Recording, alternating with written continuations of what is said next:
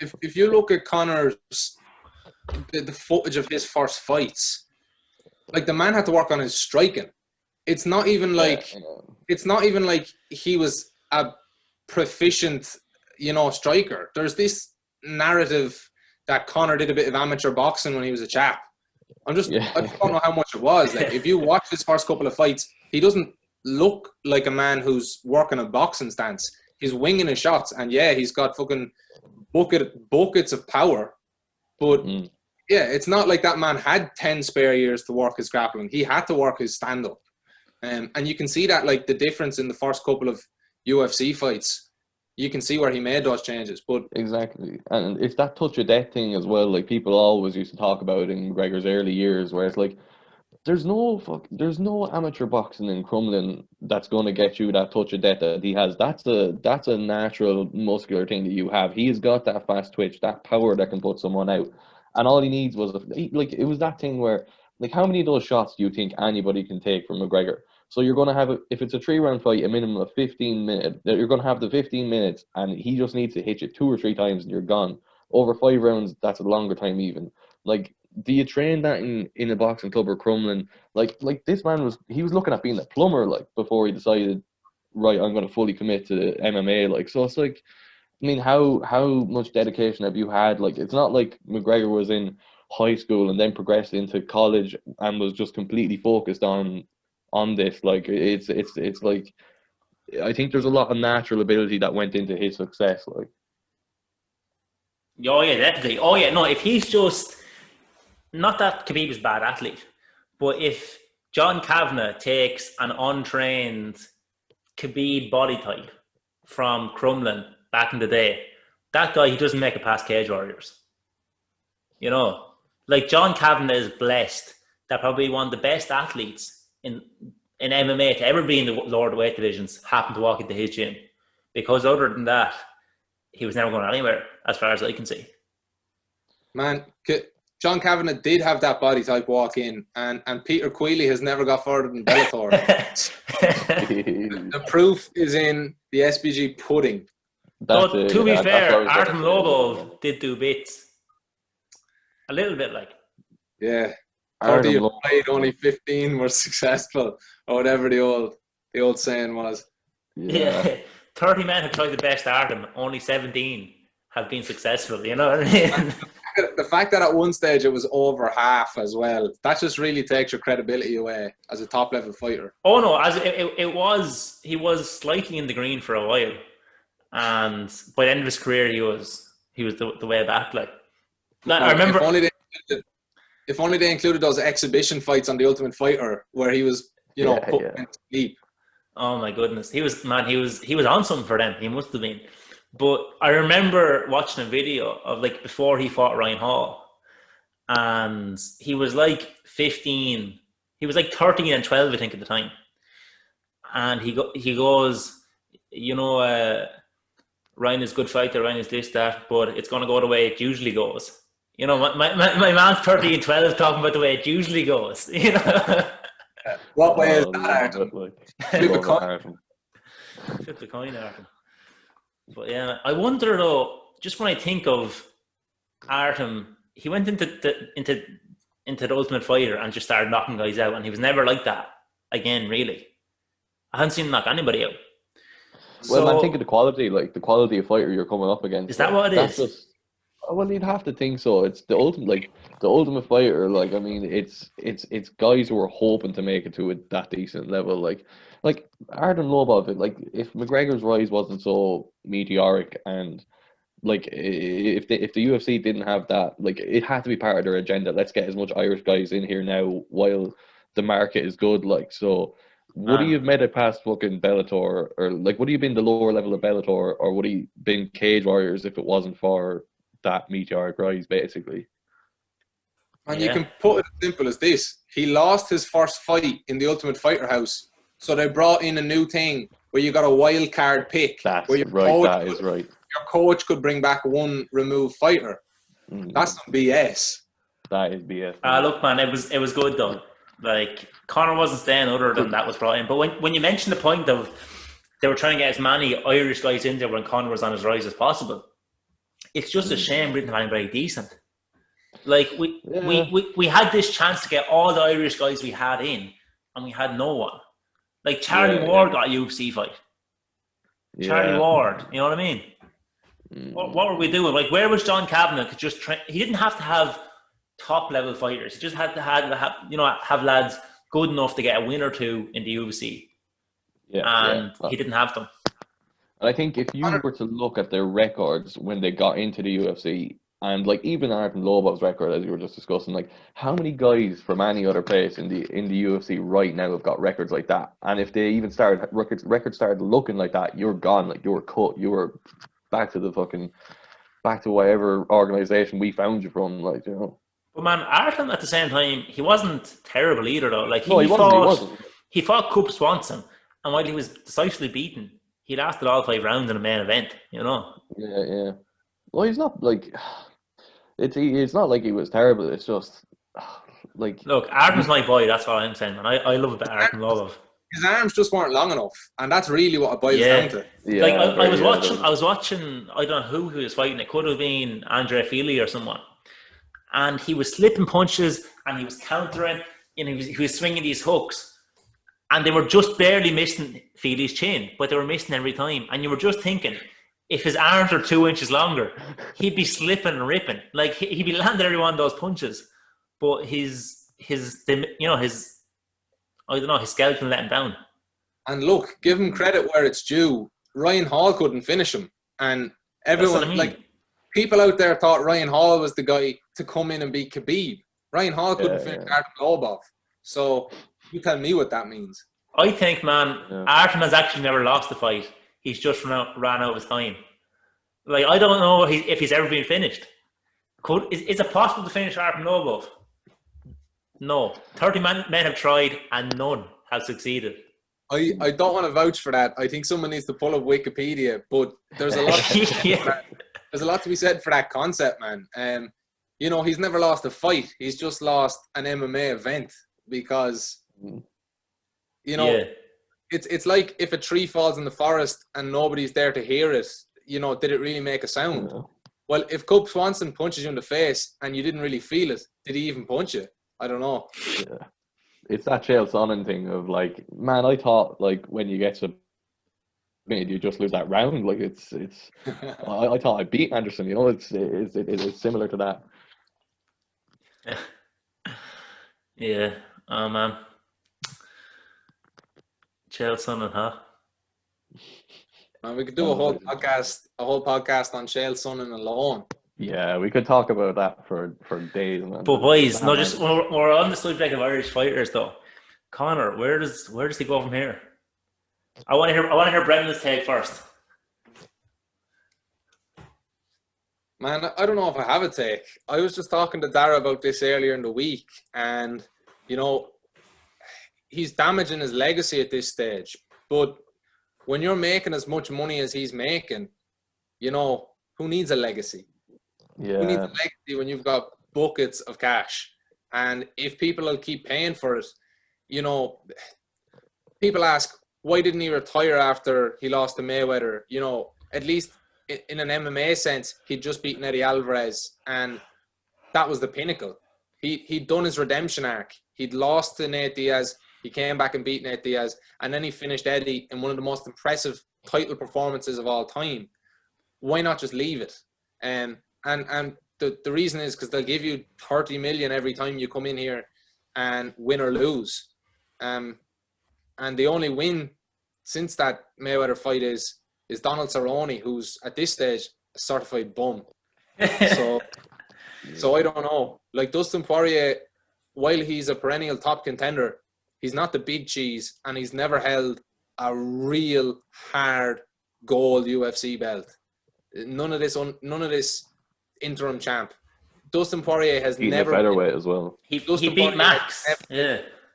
He's never been the best MMA fighter in his weight class. He's only ever been, the best that was available that night. And even that's questionable. I think any given day, Paul Felder gives Dustin Poirier an entertaining fight. And that doesn't say a lot for Dustin. But, what's next for Conor? I don't know. If Conor wasn't a worldwide celebrity and he was just another MMA fighter, you'd give him someone between 10 and 5. You'd give him Tony. Dan Hooker, man.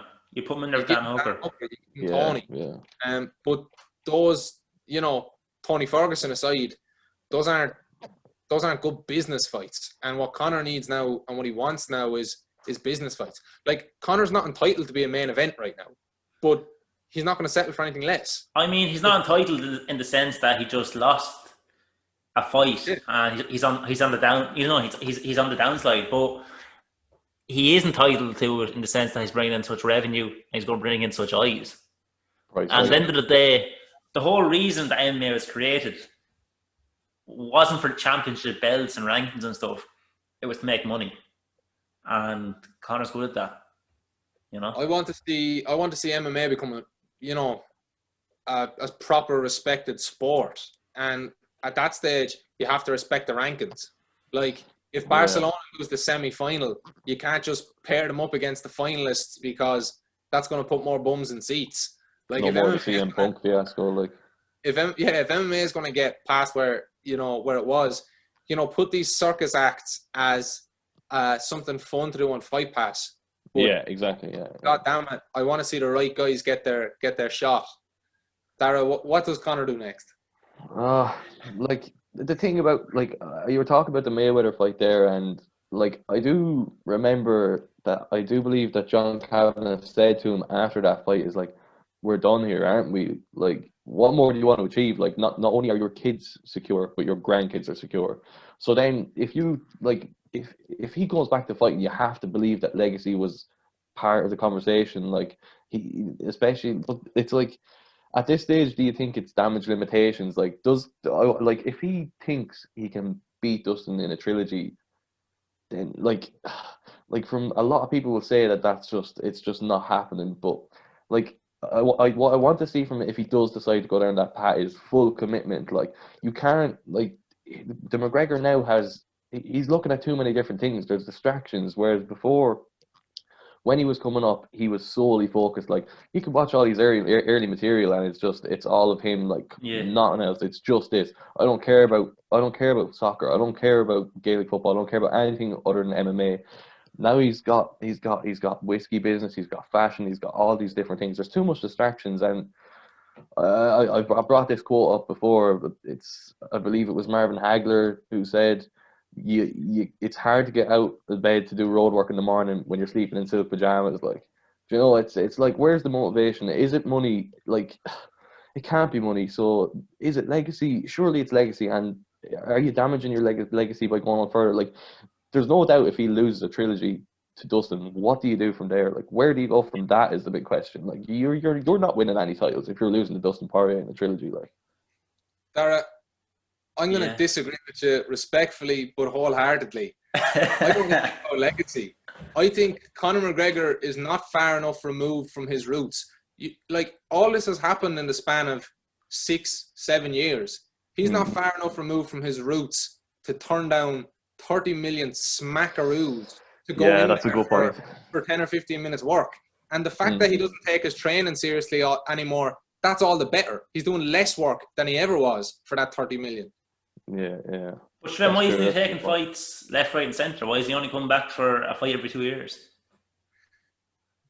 Because I think that it probably has something to do with the more fights he takes, the less each fight pays. His value, the value depreciates the more losses you have. It's at the moment there's that thing where, maybe he got unlucky with Khabib. Like, he'll get Dustin. He beat Dustin before. He'll beat him again in a trilogy fight. But if you lose to that, and then there's no, like, if you're losing to Dustin twice, there's no hope of you ever being able to beat Khabib. Like, well, do you remember when he lost to Ned Diaz the first time, and then he just came back and he wanted to beat him for the third one, or in the second fight he had to, because at that point it felt like McGregor's career was on the line.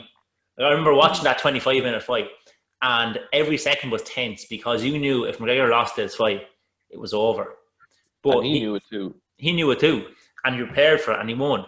But if he comes back now and fights Dustin Poirier, if he beats him, grand. If he loses to him, So what, really? Yeah. You know what I mean? It wouldn't have the same appeal, and it wouldn't be half as momentous an occasion if he beats him. It'd just be, right, Conor, well, you shouldn't be losing to Dustin in the first place. Yeah, and further to that, Don, you're talking there about that after when he lost that first fight, like you could see it in his eyes, his whole body language, his emotions. That hurt. Like he went straight away. John Captain talks about him being in the dressing room after and being like, we're doing this again. We need this fight again. There doesn't. I know he's looking for the trilogy fight with Dustin, but there doesn't seem to be that just passion like this is. I need this. Like I really need this. There's no necessity for it. He wants it, but he doesn't need it. He doesn't feel. I don't believe he feels that I need this win. That I will do anything for this win. I was going to say it felt more like an imitation of himself. Yeah, you know what I mean? Exactly. Like when he came out against Khabib, it didn't look like Conor McGregor was there. It looked like your man was imitating the Conor McGregor he'd seen in previous fights. The same way as when he goes for that third fight, he's like, what did Conor McGregor do? Oh yeah, Conor went for that third fight. Let me do the same thing. And I was going for the fight against Dustin, even though he doesn't really want it that badly. Man, yeah, something to know here is when Conor lost that first fight to Nate, he wasn't a made man yet. Yeah. He'd won a featherweight title, and yeah, he was getting paid better than everyone else was. He wasn't the international celebrity he became, not at that stage. Retiring my kids or save money, not at that stage. Yeah, he needed that. I mean, he can want something for legacy, but he doesn't need it for survival anymore. Yeah. I think he'll come back and he'll try and beat Poirier. And he should have the tools. It's not like Poirier went in there and embarrassed him. Yeah. Conor He did embarrass him, man. No one has beaten Conor like that. Like, he went in there, he broke his leg, essentially, and then knocked him out. I mean, if that's not embarrassing. Khabib, I'm talking on a technical level. I think Khabib embarrassed him.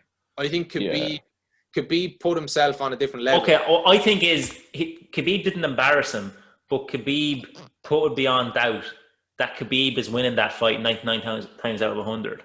Whereas Dustin embarrassed him. Dustin embarrassed him, no doubt about it, in my opinion. But I still think he couldn't for definite say that Dustin's going to beat him every time. What are you going to say?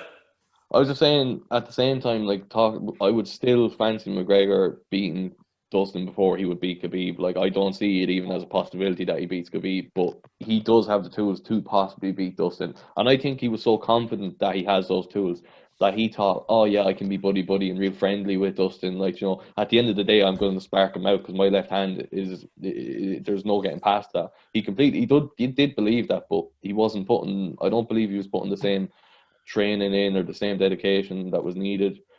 I don't know. It's hard to know, really. Just when you mentioned the press conference and he was being real buddy with him, I think that was because McGregor has got a lot of bad stuff in the news recently, like accusations of sexual assault, cheating on his wife.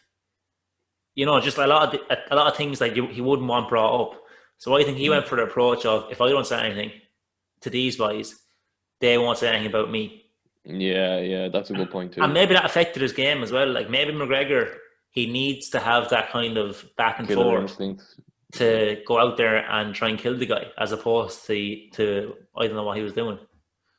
Man, all these things factor in, definitely. I 100% agree with what you just said. How can Conor go out there and call Dustin a peahead when Dustin has 4 years worth of tabloid headlines to absolutely ladder Conor with? Yeah. I don't think Dana White would ever put Conor on a stage with Justin Gaethje for the simple fact that Justin Gaethje is just going to embarrass everyone.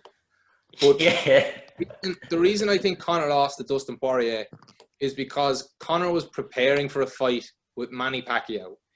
He wanted a southpaw who he thought was going to box with him under the bright lights. He wanted that experience. He's going into the fight saying, I want rounds against this guy. Conor of old didn't want rounds. Conor of old wanted to go in and finish a guy because he knew that there was levels between him and that guy. He's going in here looking for rounds. Man. Yeah, we showed up to it like it was a sparring session. What are we doing here? But as well as that, when I knew that McGregor had lost the fight, now I know you can't know in MMA, but as well as I could know, is when he was getting kicked in his leg. He had taken 6 or 7 solid leg kicks in that first round. He went back to the corner, and his boxing coach from Crumlin starts giving him advice. The boxing coach starts giving him advice when he's getting done in with leg kicks. Now, as much as Coach Kavanagh isn't the best in the world, he's an MMA coach. Like, Brian, why you listen to the boxing guy? And the reason he must have been listening to the boxing guy is what you said. He was thinking about Manny Pacquiao. The boxing guy was always going to be giving advice in that corner because he was preparing for a boxing fight in his mind. He wasn't thinking about the MMA fight in front of him. Man, just talk about, asking, did Dustin Poirier embarrass Conor? Conor embarrassed me, because when Conor came out there and started talking about leg kicks like they were some invention Dustin Poirier had come up with, I felt wronged. I felt like I had hitched myself to a wagon. That man, I felt embarrassed, man. I really did. I was like, people think that he represents me, and that's when you start saying things like, I'm an MMA fan, not a Conor fan, because man, things like that's just embarrassing. Like, fuck me, man. Acting like the leg kicks are new. We have to adjust for the leg kicks. Have you ever watched an MMA fight where there wasn't a leg kick? Like, and I can't put it into words how much that hurt, because you're making a laugh of everyone. Like, when Conor said, when one of us goes to war, we all go to war, I took that to heart, and I felt like I was going to war. Felt like I was going to war with Conor. But what happened was, I feel like Conor sent his little frontline soldiers into the Instagram comments, and then he left behind, slaughtered by the Khabib fans and the Dustin fans. Oh my goodness! Do you remember? What I was going to say was, do you remember that Ben Pusio Instagram comment? I commented on something on Instagram like, "Oh, McGregor beat John Jones," like, or John Jones is not until he beats Conor McGregor, something like that, just to get a rise out of people. And this psycho Ben Pusio replies to me saying, "Oh, like, McGregor's not that good at all. Poirier's going to beat him, and you know what? Even Michael Chandler will." And then I started going in on them because he said Chandler would beat McGregor. But now, a couple of weeks down the line, I feel embarrassed. Not because I was trash talking this steroid head from Boston in Instagram comments, but the fact that he is probably right about his MMA type is probably more correct than mine. Chandler probably does beat McGregor, It's emotional investment. Like, you can deny it as much as you want. Like, I think it's still deeply ingrained in a lot of Irish people's psyches, like that.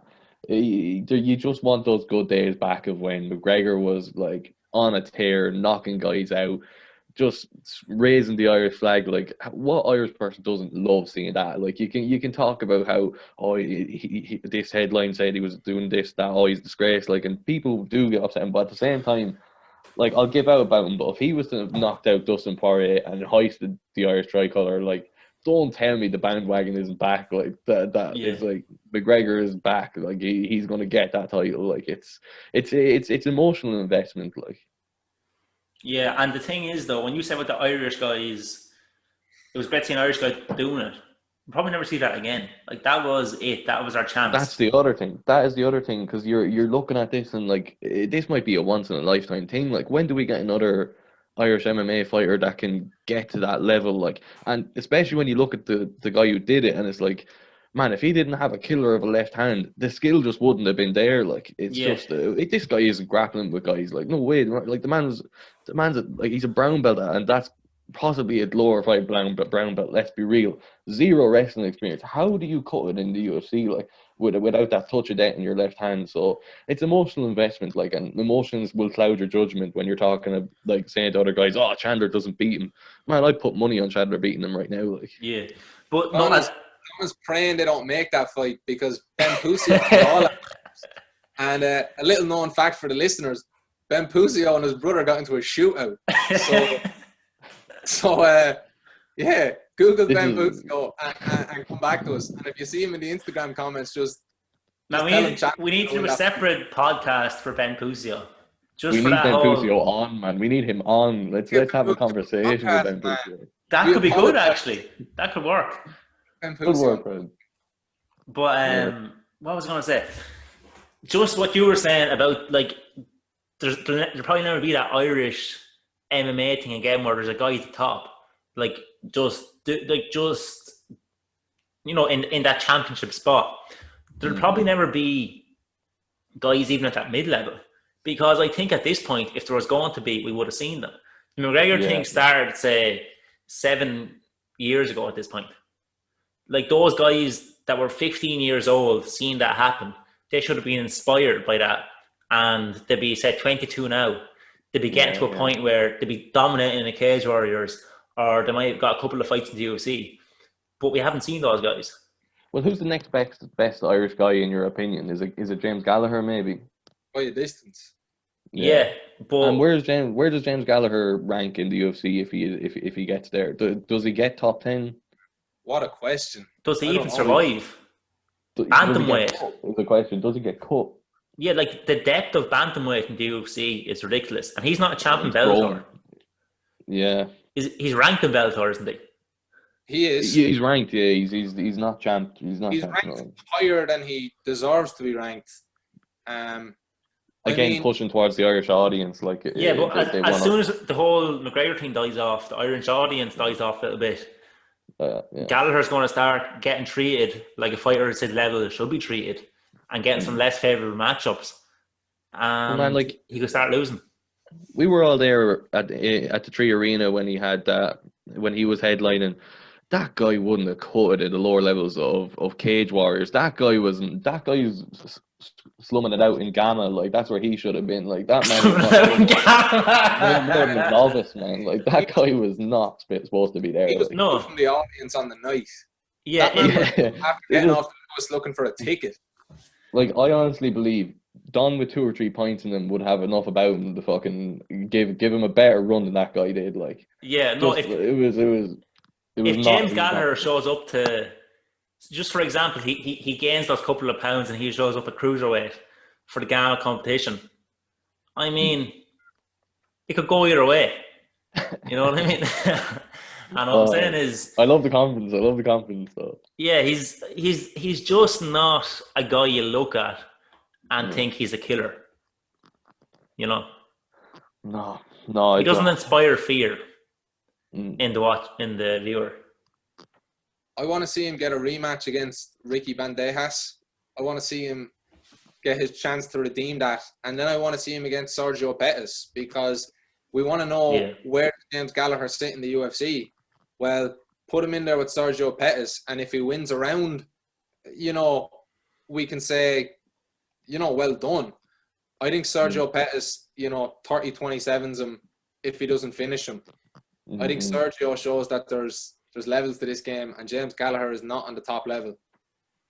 And another thing, when we're talking about like Irish MMA ever getting to that level again, we have to remember the time that McGregor was it wasn't the early days of UFC, but still, relatively speaking, it possibly could have been early, because MMA is a fast-growing sport. Like, there's more nations getting involved, more high-level athletes looking at MMA, where this is something they could do and make a good bit of money out of. Like, it's popularizing, and like, if it gets a lot more popular in countries like Russia, America, like, and like the Brazilians, like, there's that South American factor where, like, you might be born into poverty, and this is your one way of getting like a serious good bit of money and making a good living.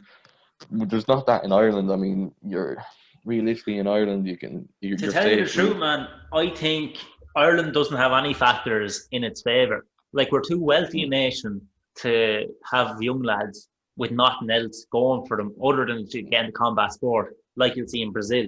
Or like, we don't have like a wrestling type culture or any sort of combat sports that the whole nation shares, like you'll see with wrestling in America or wrestling over there in Dagestan, Russia. But I think the biggest growth you're going to see in fighters coming from a certain country is going to be African. Well, not, you know, Africa's a continent, but you see your Usmans, your Ngannous, Israel Adesanya, they're all of African descent. Like. They're all immigrants from Africa. So those guys are just built different. Like you look at your Izzy, he's got that length, power, cardio.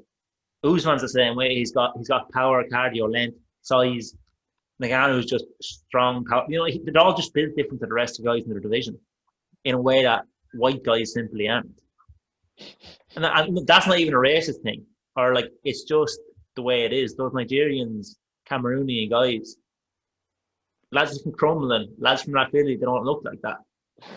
But even, man, aside from like, we're moving on to the genetics there, but even just from a training and a skill, like a development of skill point of view, think of our secondary school. What like say, I don't know how many are there. Say there's 300. How many guys out of that 300? Not name names, but just numbers. How many guys out of that 300 have done in their lifetime any form of combat sports, like jiu-jitsu?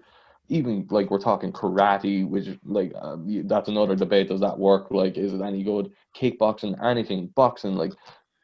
I'd say 3 or 4 boxers max in our whole school, to be honest. But the funny thing is, though, if you log on to say UFC or at UFC on Instagram or at the Notorious MMA, there'll be hundreds of followers of like people you know. So it's not that Irish people or Irish young people they're not aware of MMA. It's just that they don't do it. Like the guy in Brazil is doing MMA. The guy in Ireland is watching it. And that's the way it's going to be, you know. Mm-hmm. But I think poverty is a great way to get kids into sport, like, because they'll see their only way out is to pursue athletics. Mm-hmm. And if you have other options, getting punched in the face isn't probably the best one. Yeah, we see it in all sports. I mean, it's the same as Brazil, like historically being extremely good at soccer. Like it's soccer. Basically in Brazil, it's soccer or MMA. You're doing Brazilian jiu-jitsu. Like, how else are you gonna escape the poverty? Do you know? Yeah. It's when you're struggling to figure out where your next meal is coming from. That's motivation. That is motivation for getting out of that. Like, we don't have that in Ireland. Like, realistically, like. But as well as that, though, the fact there's only so many towns in Ireland where an MMA fighter could come from in a way, because you look at McGregor come from Crumlin, so he didn't get into the GAA system. If he was from, say, the Fighting Cocks, just for talk's sake, or Collection, the local GAA manager would see a fantastic athlete, they'd stick him in there at centre forward for the club, and everybody in the area would want him playing GAA. He wouldn't be let go to the boxing club because he's too good an athlete. You know, where in Crumlin he played soccer and he had boxing, which, you know, he was building more towards career martial arts, you know. And further to that as well, Crumlin Boxing Club, like it couldn't have been too far away from. How does a man from fucking Rathvilly or Coolkenno, where's your nearest boxing club? Where's your nearest MMA gym or jiu-jitsu school? Like where like how, like, is it like, it's not just I'll come home from school, walk down the road and put in a few rounds. Like it's not as simple as that. Well, it's not even, well, like, I know I'm from the country, so it's a slightly different thing. But say if you're living in a housing estate with 100 families, there's going to be 20 young lads in that housing estate within 2 minutes of walk from you. There's going to be 5 of those young lads into doing a bit of boxing. So that's you've already got something there. Whereas if you're from out in the country and you have 20 lads, say, from within 10 miles of you, it's just a more difficult thing to go and meet up and do your boxing or do your jiu-jitsu or whatever the case may be and develop those skills. Yeah. So McGregor, as much as people say he was in a bad position, he was in a perfect position to develop into a UFC fighter, you know, as much as an Irish person can be. Yeah. And if he wasn't, he wouldn't have. That's just how life goes. It's a mixture of his genetic, you know, predisposition to becoming that thing, and then the environmental factors that led him there. I will say as well, like, No, go on. It's once in a lifetime, and I agree with him. We might have a contender. We might even have a champion. We'll never have someone who revolutionizes the sport.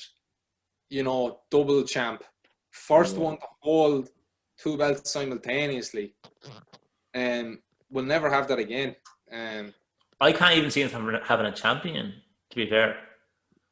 Like, we have to bear in mind though as well, like that, like I know we spend a lot of time here talking about McGregor, where he goes from here, and like he's just not good enough now. Like there has to be like respect put to that man's name. The things that he has achieved are incredible. Like how do you go from being a plumber, an apprentice plumber, to dominating the world of MMA, becoming a multi-millionaire, fighting Floyd Mayweather? Like these things are like you have to respect the achievements. Like first double champ, as you say, like no, doing things nobody has ever done. Like just if it's, even if it is just a touch of that in that left hand, this extreme power, he's still done those things. Like you have to, like, there is greatness in that, I do believe. Historically, the things that fighting Floyd Mayweather will do for Conor, historically, in 30 years, people won't realize that whole thing was a bit of a sham. Yeah. Years, they'll just say the best MMA fighter of all time fought the best boxer of all time, and Conor went 10 rounds. If Conor had been a boxer, maybe that would have been him. And I just don't think Conor ever would have been that, because if he showed that potential when he was in Crumlin Boxing Club, when he was an amateur boxer, I don't think he'd have ever got as far as MMA. MMA historically has been something for people who've dropped out of the other specialized sports. Wrestlers who didn't quite make it. Jiu-jitsu players who wanted to make a bit of cash. I wouldn't say that, man. I think you see a lot of wrestlers who get to the end of their high school careers. I know, like you're saying, Olympians, maybe they go on to do other things, but even Olympians get to the end of their careers and they see MMA as a way to make some money. Like, definitely there's a lot of failed boxers from Europe in MMA. There's a lot of failed American footballers in MMA. But I think wrestling is one of the sports where a lot of the higher level guys end up doing the MMA from. But after their wrestling prime. Yeah, maybe, yeah. So, yeah, wrestling is the one example. But the wrestlers in MMA, DC, Olympian, not the top Olympian. You know, same thing for Dan Henderson. Same thing for That's a good point, Sarah actually. McCann. Yeah, you know, Henry Cejudo's the only gold that I'm aware of, the only gold medalist who really made a good run of it. No, but I was going to say, though, he's a gold medalist. But now maybe this is more. It's not really a result of his gold medal or that good at wrestling. But you see what he did in MMA. He's a top level wrestler. He won a gold medal in the Olympics, and when he came to the UFC, he won gold in 2 divisions. You know, so that probably does say if you had the top athletes from other sports, they will be doing serious bits. Yeah. Yeah, they talk about with wrestling as well. It's that grind mentality, like that never ending work. Like you will make weight, you will be here on time, you will do these things. Like, and as well as that, like I remember Chael Sonnen talking about Chael Sonnen, obviously a former high level wrestler. He was talking about Jordan Burroughs, who is also, I think, I believe he's a gold medal Olympian. I'm not sure about that, but he's a high level wrestler anyway. And Jordan Burroughs was saying, "Oh, I don't need MMA. I'm making plenty of money out of wrestling." And Chael was like, "Hold on, what? I don't know about that, but like, you know, like the money is not there in wrestling. Like, and how long does your career in wrestling last? Like, it's a very abrasive sport. Like, it's intense. You're like." There's a lot of guys would fall into MMA from the end of their careers, whereas with basketball and American football, you're hoping by the end of your high level career that's like you're going to have major money. But I suppose at the lower levels you do get the Brendan Schaub thing. Obviously he was looking to be an American footballer, didn't work out, went for the UFC. To how, as to what level he was at when he was in the UFC, I suppose, is debatable. I mean, Joe Rogan didn't seem to think he could cut it as high as he wanted, but it's a weird one. Like, do these athletes from these different disciplines, like from basketball, American football, do they start coming over more so now and see it as a better way of making money? I suppose it has to start at the college level, really. Like, if do people, is it ever going to be a thing where, oh, I'm not I'm not looking to be an American footballer, I'm looking to be an MMA fighter, like all the way through college and through high school? I don't think so, man. I think if you can become a basketball player, you become a basketball player 100 times out of 100. Oh, 100%. Or a soccer player. If you can make it in those other sports, you do that, because at the end of the day, no matter how much money MMA is going to pay you, you're going to get brain damage and you're going to get a broken body. For a fraction of the money as well, a fraction. Like, but even if it was the same money or more money, I think you still go for those other sports. Yeah. Oh, 100%. Yeah, that's it. Like, who wants to get their head knocked off? Rumble Johnson, after he got beaten in the second fight against Daniel Cormier, and he got in the mic at the time retiring, he said, this thing, getting punched in the face and kicked, who likes this? Who could enjoy this? And then he just left the sport. And I kind of looked at him and I thought, it's a good ass point, Rumble. Who could possibly enjoy that? Barry or Tony Ferguson or someone. Barry or a cycle, you know. But also, Rory McDonald had a similar thing in a post-fight interview, I believe, where he just looked distraught. He just looked, I don't know how long I can keep doing this. Like, it has to weigh on you. You know, it's hard work. Like, it's a tough way of making a living. But even most recently, Dustin Poirier, he said after the McGregor fight, he said, I don't know if he said it in the mic, but he definitely said it to someone, I don't know if I like this anymore. Like, I think those fighters are spending so much of their energy, so much of their mental, their thoughts just trying to get to their top, trying to make it. And then sometimes once they make it and they get to the top of the mountain and they look down and they think, this is not that great. I don't really like this. And that's why you see a lot of people retiring with the title, you know? True, very true. But yeah. Any thoughts, Brendan? No, man. I think we've summed it up, and I wouldn't want to trod any more well-trodden ground. But I think, you know, what we're saying there about, you know, people who start off as MMA fighters, not people who transition from other sports, but someone who's been training MMA from day one, we'll see it in 10 years. I think we'll see more of those guys like Aaron Pico, I guess, but, you know, where the quality of training actually matches the quality of athlete, and we get that combination. And in many ways, I think that's going to make the sport less entertaining, because the sport, not to open a massive can of worms here, but the sport over the last decade has got less entertaining.